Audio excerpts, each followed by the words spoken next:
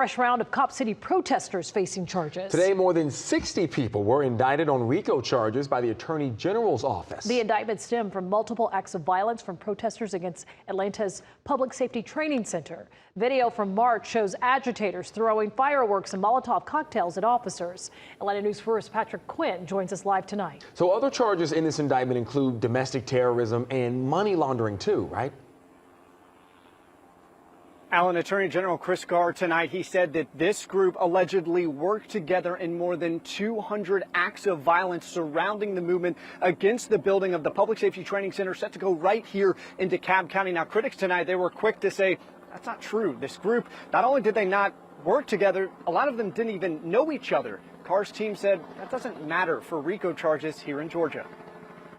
Looking the other way when violence occurs is not an option in Georgia. Georgia Attorney General Chris Carr standing alongside leaders from the Atlanta Police Department and the Georgia Bureau of Investigation, announcing the state is charging 61 activists tied to the movement against the building of the Public Safety Training Center for violating the state's RICO, or Racketeer, Influenced, and Corrupt Organizations Act. We contend these 61 defendants together have conspired to prevent the construction of the Atlanta Public Safety Training Center by conducting, coordinating, and organizing acts of violence, intimidation, and property destruction.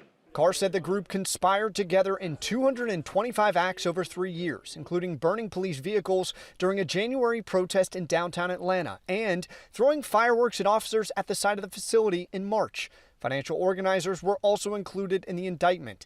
I asked what connects all 61 activists to this alleged enterprise. Carr said that answer would have to wait.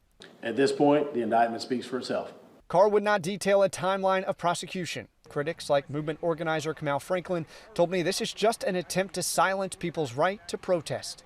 He doesn't care about whether or not he gets convictions. He doesn't even care if he destroys people's lives. All he wants is media away from the fact that people are opposed to Cop City and then fighting against Cop City. Chris Carr said the enterprise was launched May 25, 2020, the day George Floyd was killed by police in Minneapolis.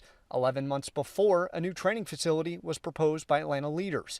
Carr's team would not answer why they've pinned this date as the starting point of this alleged conspiracy. We're going to let that play out in a courtroom.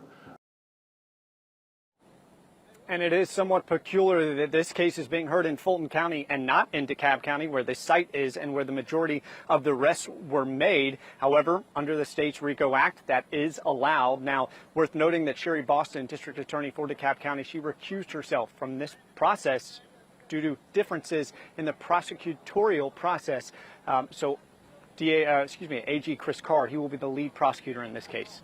Outside the Public Safety Training Center, Patrick Quinn, Atlanta News First.